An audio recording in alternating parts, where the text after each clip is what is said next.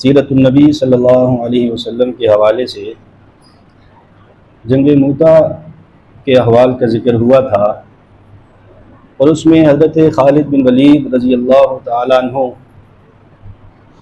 की कायदाना सलाहियत और इसी तरह सहाबाए किराम की शहादत और फिर हज़रत खालिद का सहाबाए किराम को बहिफाजत वापस लेकर आना, इन तमाम चीज़ों की तफसीलात का ज़िक्र हुआ था। इसके बाद जो बड़ा वाक़या रूनुमा हुआ सन 8 हिजरी में, वो फ़तह मक्का का है। अल्लाह के नबी सल्लल्लाहु अलैहि वसल्लम ने जब सुलह हुदैबिया फरमाया तो उस सुलह में कुछ कबाइल ऐसे थे जो न कुरैश की तरफ से थे न मुसलमानों की तरफ से थे, तो उनको भी फिर ये ऑप्शन दिया गया कि या तो वो कुरैश की तरफ हो जाएं और या अल्लाह के नबी सल्लल्लाहु अलैहि वसल्लम की तरफदारी कर लें। तो वहाँ पर दो कबीले थे जिनके आपस में भी इख्तिलाफात थे। एक बनु बकर था और दूसरा बनु खुज़ा था।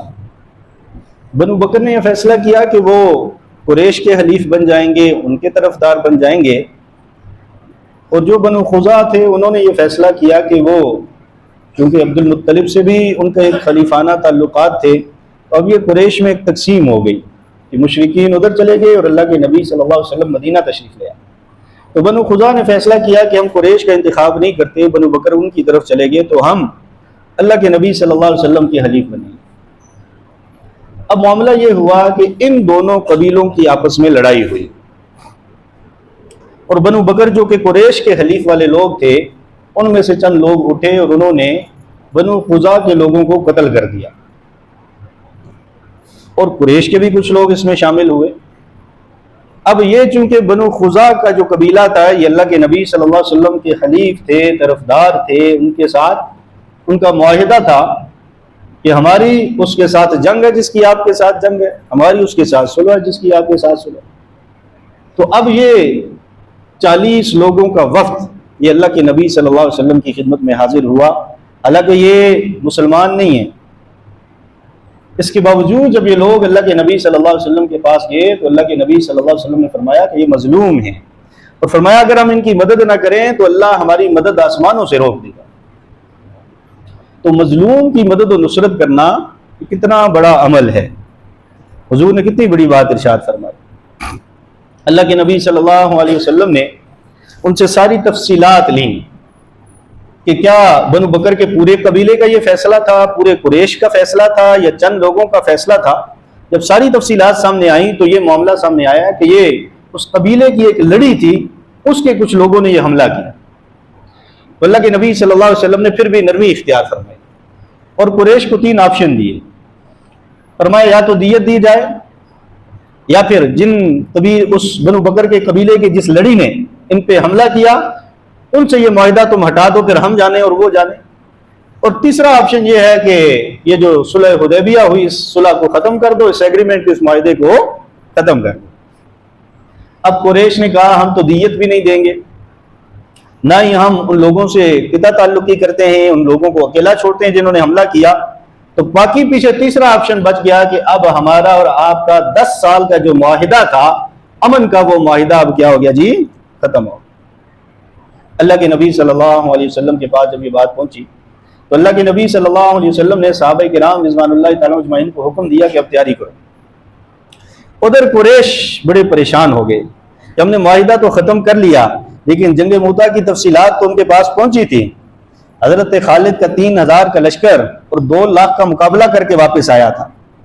उन्होंने कहा पहले तो जो हमने मुकाबला किया है, लेकिन अब मुकाबला करने की हमारी फसली नहीं, अब हम मुसलमानों से मुकाबला नहीं कर सकते। ये तो 3000 का लश्कर 2 लाख के सामने खड़ा हो जाता है।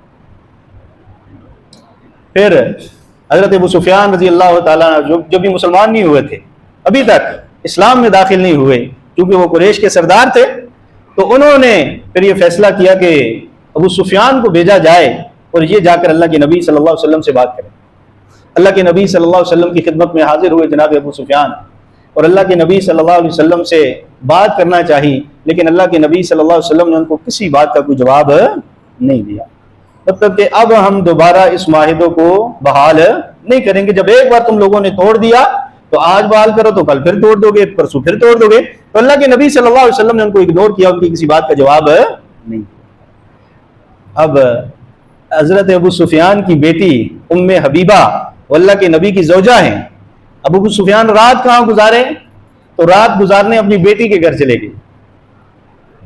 उम्मुल मोमिनीन उम्मे हबीबा रजी अल्लाह तआला अन्हा, उम्मुल मोमिनीन ने देखा, इस्तकबाल किया, लेकिन जब अबू सुफियान घर के अंदर दाखिल हुए तो उम्मे हबीबा रजी अल्लाह तआला अन्हा ने, एक ही बिस्तर था, एक ही कमरे की रिहाइश और उसमें एक ही बिस्तर पड़ा हुआ जो हुजूर का बिस्तर, उम्मे हबीबा रजी अल्लाह तआला अन्हा ने वो बिस्तर भी उठा।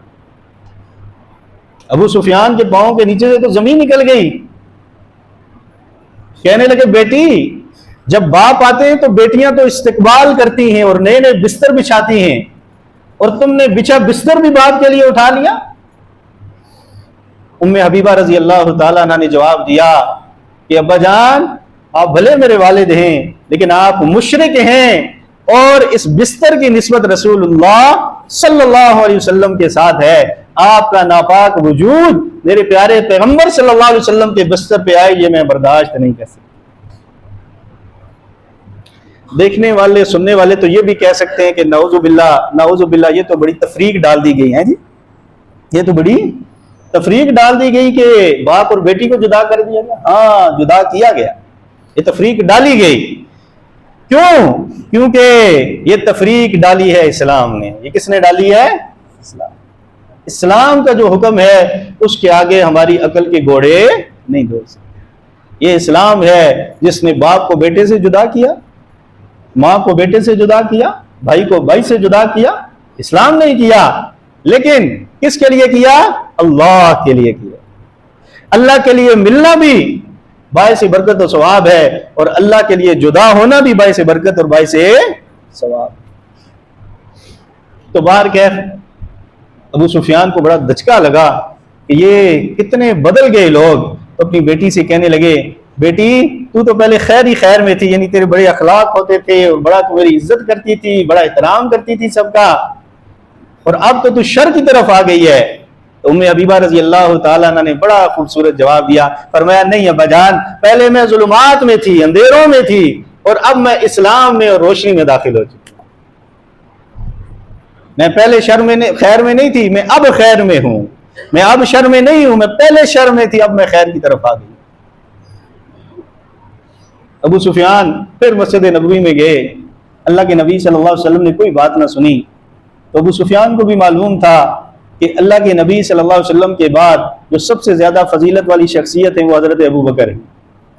उहद में भी जब हजरत खालिद ने पीछे से दोबारा हमला किया था और मुसलमान जो है वो थोड़े पीछे हटे थे, तो उस वक्त भी अबू सुफियान ने यही सदा लगाई थी कि क्या आप में मोहम्मद सल्लल्लाहु अलैहि वसल्लम मौजूद है? तो हुजूर ने जवाब देने से मना फरमा दिया था। तो उसके बाद अबू सुफियान ने दूसरा सवाल किया था कि क्या अबू बकर जिंदा है? फिर तीसरा सवाल किया था, क्या उमर जिंदा है? ये फजीलत की तरतीब तो उस वक्त के मुशरिकीन को भी मालूम थी कि हुजूर ना हो तो मुसलमानों में सबसे फजीलत वाले, सबसे बड़े उनके रहनुमा वो हजरत अबू बकर होते हैं, फिर हजरत उमर होते हैं। तो हजरत अबू बकर रजी अल्लाह तआला के पास गए तो हजरत अबू बकर तो मिजाज शनासे रसूल।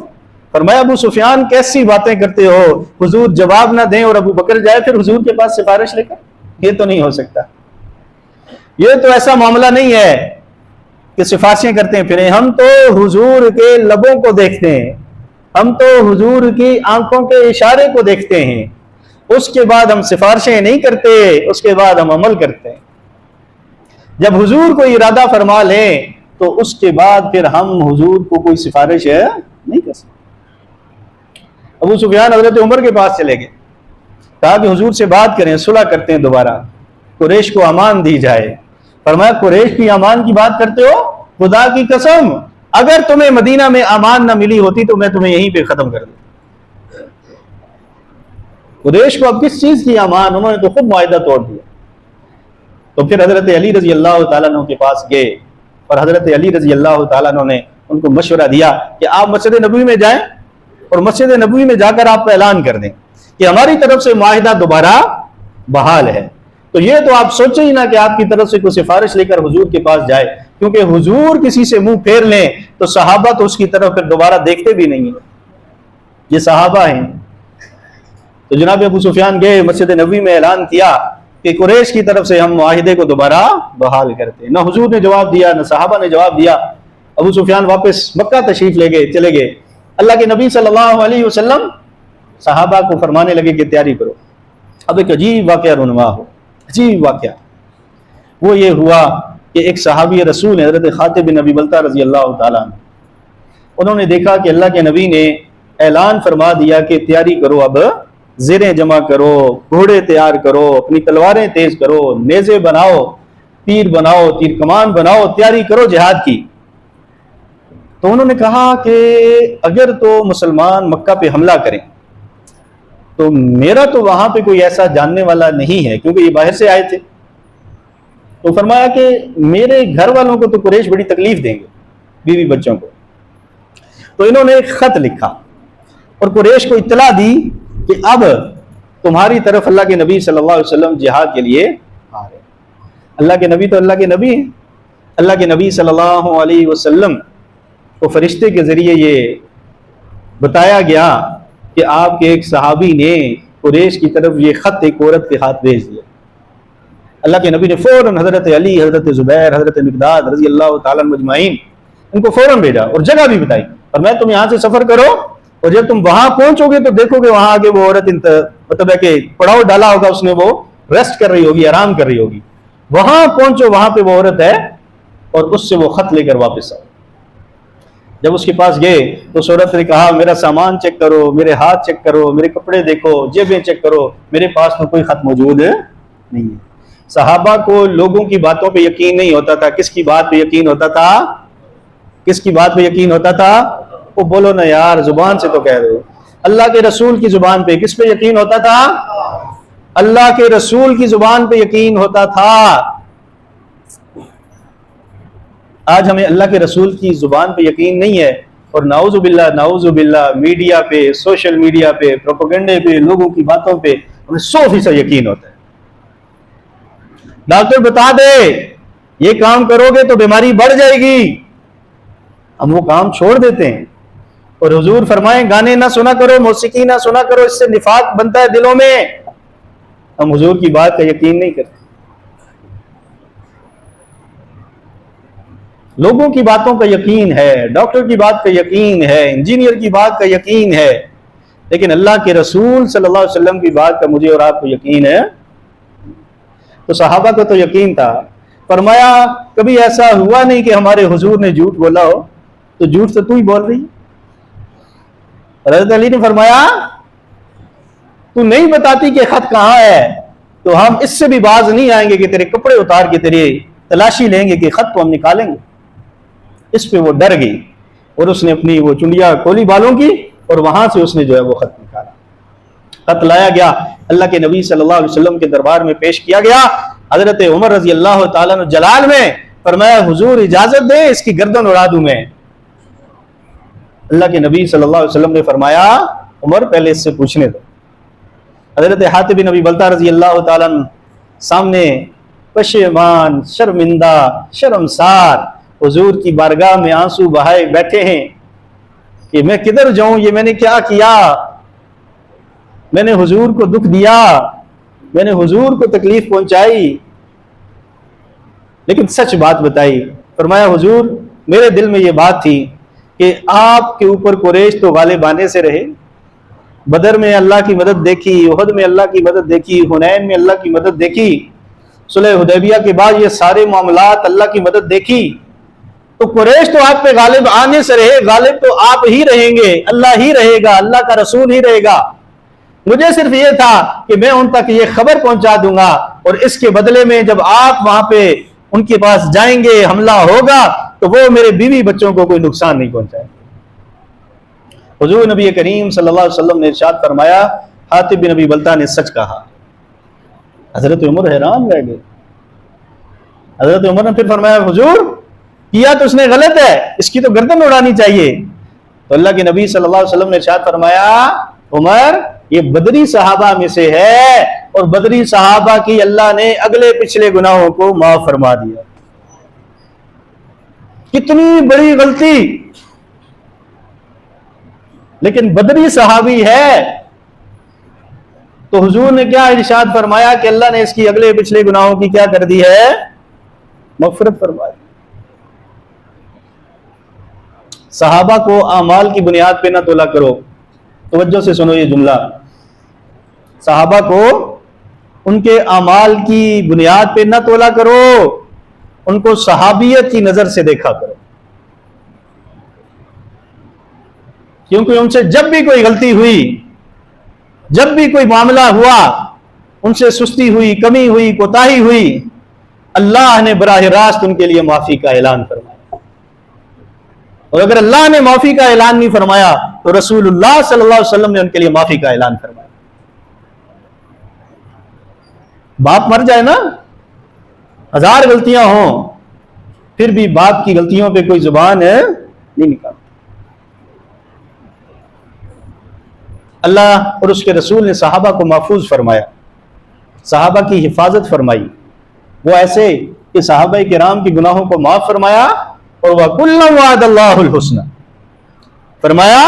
कुछ ऐसे हैं जो फतेह मक्का से पहले ईमान लेकर आए, जब मुश्किलात थे, गज़वात थे, मुसलमानों की तादाद कम थी, और फरमाया कुछ फतेह मक्का के बाद ईमान लेकर आए। ये कुरान की आयत का तर्जुमा सुना, कुछ फतेह मक्का के बाद ईमान लेकर आए, जब अल्लाह के नबी मक्का पे गालिब आ गए उसके बाद ईमान लेकर आए। फरमाया लेकिन वकुल्लम वअदल्लाहुल हुस्ना, चाहे फतेह मक्का से पहले कोई सहाबी ईमान लेकर आया या फतेह मक्का के बाद ईमान लेकर आया, अल्लाह जल्ला शानहू ने दोनों तरह के सहाबा किराम से हुस्ना का, जन्नत का वादा फरमाया। जब अल्लाह हुस्ना का वादा फरमाए, अल्लाह जन्नत का वादा फरमाए, तो मेरी और आपकी जुबान चले, ऐसी जुबान को कीड़े क्यों ना पड़े, ये जुबान चलने से पहले फना क्यों ना हो जाए। अल्लाह हमें सहाबा की इज्जत और तकरीम और अजमत समझने की तौफीक अता फरमाए। वरना आजकल के ज़माने में शुकूक व शुबहात डाले जाते हैं, तशकीक का मर्ज लोगों के दिलों में डाला जाता है। हजरत फातिमा का नाम लेकर हजरत उमर की इज्जत पे बात की जाती है, बाग़े फदक का नाम लेकर हजरत अबू बकर की इज्जत पे हाथ डाला जाता है, और खिलाफत का नाम लेकर हजरत उस्मान की इज्जत पे हाथ डाला जाता है, जिनको हुजूर ने कई मर्तबा खुद जन्नत की बशारतें अता फरमाई। क्या पिद्दी और क्या पिद्दी का शोरबा, क्या तुम और क्या तुम्हारी तहकीक। ये तहकीक का भी एक अलग ही मर्ज है ना, कि भाई मैंने तहकीक की। अब यकीन करें, अब ये अजीब, मैं पिछले दिनों नमाज पढ़ा ना अपने मोहल्ले की मस्जिद में, तो एक बाबा जी बैठे दूसरे बाबा जी को कह कि मैंने तहकीक की और ये मसला यूं नहीं यूं है। मैंने कहा बाबा जी आप खैरियत सलाम दुआ की। मैंने कहा जी आपने क्या तो मसला उन्होंने बताया। मैंने कहा जी ऐसे नहीं है। कहते मैंने हदीस देखी है। मैंने कहा हदीस तो यूं भी है। कहते ये कैसे हो सकता है कि ये भी हदीस और ये भी हदीस हो। मैंने कहा ये हो सकता नहीं है, ये है। और उलमा ने, मुहद्दिसीन ने, फुकहा ने सारी हदीस सामने रखते हुए इस मसले का ये हल निकाला है कि अल्लाह के नबी का ये अमल है। फिर मैंने उनसे पूछा, मैंने कहा पैनाडोल खाने से पहले कभी तहकीक की है? कहता है नहीं। मैंने कहा डॉक्टर पे यकीन है तुम्हें, लेकिन हुजूर के वारिस पे यकीन नहीं है। तुम्हें डॉक्टर पे तो यकीन है, लेकिन हुजूर के वारिस पे यकीन नहीं है। सारी जिंदगी दुनिया के काम धंधों में गुजारी, और जिस आलिम दीन ने सारी जिंदगी दुनिया के काम काज धंधे छोड़ के ये चटाइयों पे बैठ के दीन को पढ़ा, सीखा, एक एक रिवायत देखी, एक एक मतन देखा, एक एक रावी देखा, और उसने अपनी दुनिया बर्बाद करके तुम्हारी आखिरत बनाने के लिए तुम्हें मसले निकाल कर दिए, और तुम्हें उसकी बात पे यकीन नहीं है। और डॉक्टर जो 2-4 साल मेडिकल के शोबे में रहकर उसने डॉक्टरेट की एक डिग्री हासिल कर ली मेडिकल की, तुम्हें उसकी बात पे यकीन आ गया। पैनाडोल पे तो तहकीक नहीं करते, लेकिन आलिम दीन मसला बताए तो कहते हैं क्या करो, ये शुकूक व शुबहात डाले गए हैं, गैर इरादी तौर पे डाले गए हैं, और हमारे दिलों में आए। लोग आज क्या करते हैं, सबसे कम तर निकम्मा निकट्टू वो आलिम दीन को, मौलवी साहब को, कारी साहब को समझते। इज्जत से नाम भी नहीं लेते। ये दुनिया फानी है, मौत आएगी, कब्र में हम लोगों ने सवाल जवाब का सामना करना है, सब कुछ यहीं का यहीं रह जाएगा। ये अपनी तहकीकें, अपनी तशकीकें, अपनी ख्वाहिशें सारी अपने पास रखा करें।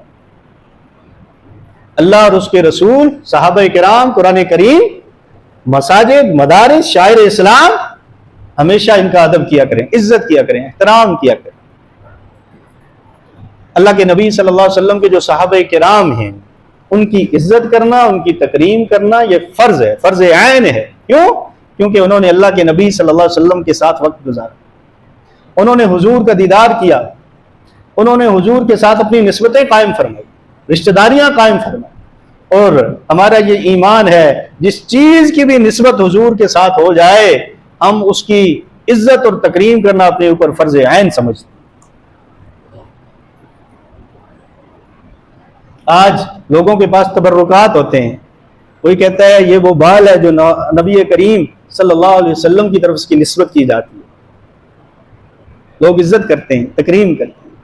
और वो अबू बकर जिसने हुजूर की सारी जुल्फों को वज़्ज़ुहा चेहरे समेत अपनी गोद में 3 दिन गारे सोर में सुलाए रखा, उस अबू बकर की कोई निस्बत नहीं है, कोई इज्जत नहीं है क्या?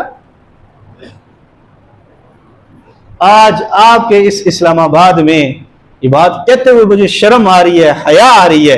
ये आपके तरलाई के इलाके में नाउजुबिल्लाह उन बदबख्तों ने हजरत अबू बकर को, हजरत उमर को, हजरत उस्मान रज़ी अल्लाह तआला को नाउजुबिल्लाह गालियां दी।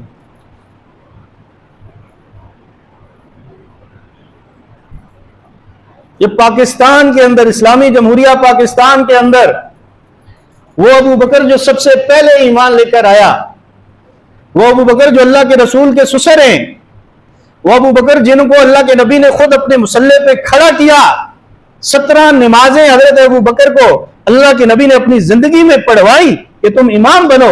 और हुजूर ने फरमाया जिस कौम में अबू बकर मौजूद हो, किसी और को इजाजत ही नहीं है कि वो उस कौम का इमाम बन सके। उस अबू बकर रजी अल्लाह तआला अन्हु को यहां इस्लामाबाद में गाली दी जाए, इससे बढ़कर बदबख्ती क्या हो सकती है? आपके लीडर, आपके बड़े, उसके बारे में तो कोई बात करे और आपके अंदर खून खोलना शुरू हो जाए। और वो अबू बकर जिसने अपनी सारी जिंदगी हुजूर के कदमों पे निछावर कर दी, अपना माल, अपनी औलाद, अपनी बेटी, अपने बेटे, अपना सब कुछ हुजूर पे वार दिया, उस अबू बकर को गाली पड़े और आपके कानों पे जूं तक न रिंगे। ये बदबख्ती है कि अपने लीडर पे तो जोश आता है, लेकिन मुसलमानों के हुजूर के बाद सबसे पहले लीडर पे आपको जोश ना आए। ये बदबख्ती है, अलमिया है। खुदारा अपने ईमान की हिफाजत करें, अपने बच्चों की हिफाजत करें, अपने बच्चों की हमेशा दीन अहले इल्म से हासिल करें। ये जो रेलू कट्टे घूम रहे होते हैं ना 10-10 लोग लेकर, और अपनी अपनी टोलियां और अलग अलग ये छोटी छोटी वो अपनी वो बनाई होती हैं, इनसे अपने आप को बचाया करें। हमेशा किसी आम डॉक्टर के पास नहीं जाते हो, आम डॉक्टर के पास नहीं जाते, कहते स्पेशल डॉक्टर के पास। क्यों भाई? सही इलाज करवाना है, और अपनी रूह के इलाज के लिए एवं इधर उधर के लोगों को सोशल मीडिया पे सुनते रहते हो, फिर आके कहते हो जी ये शक भी हो रहा है, ये शुबा भी हो रहा है, जी ये भी बात दिल में आ रही है। बहुत तभी आती है जब तुम ऐसे खन्नास लोगों को सुनते हो, ऐसे बदबख्तों के पास बैठते हो। सोहबत का बड़ा असर होता है, बड़ा असर होता है। 2 मिनट के लिए इस हॉल से बाहर निकलो ना, गर्मी का एहसास होगा, लेकिन इस हाल में एसी की सोहबत में बैठो, ठंडक महसूस होगी। तो अहले इल्म, अहले ईमान, अहले दिल के पास बैठोगे तो ईमान को जला मिलेगी, ईमान को जला मिलेगी, ईमान को तकवीयत मिलेगी, ईमान को मजबूती मिलेगी। और सोशल मीडिया पे इधर उधर ये जो टोलियों वाले लोग हैं, इनके पास बैठोगे, सिवाय शुकूक के, शुबहात के, दीन की गलत तबीरात के, और तुम्हारे दिलों में ईमान की कमजोरी और ईमान के बारे में शुकूक और शुबहात के अलावा तुम्हें कुछ नहीं मिलेगा। अपने ईमान को मजबूत करें। सहाबाए किराम से इज्जत, सहाबाए किराम मेयारे ईमान है, हमारे लिए मेयारे ईमान है। हमारे लिए क्या है? बोलो ना, मेयारे ईमान है। फ़इन आमनू बिमिस्लि मा आमनतुम बिही फ़क़द इह्तदौ। ये कुरान का फैसला है कि हिदायत चाहते हो तो हिदायत सहाबा से मिलेगी, जहां सहाबा किराम होंगे वहां पे क्या होगी? हिदायत होगी, वहीं से तुम्हें हिदायत मिलेगी, हिदायत का सब चश्मा फूटेगा। अल्लाह जल्ला शान कहने सुने ज्यादा अमल करने की तौफीक अता फरमाए। इंशाअल्लाह अज़ीज़ फतह मक्का की अगली तफसीलात अगले जुम्मत मुबारक में बयान होंगी। आखिर दावाना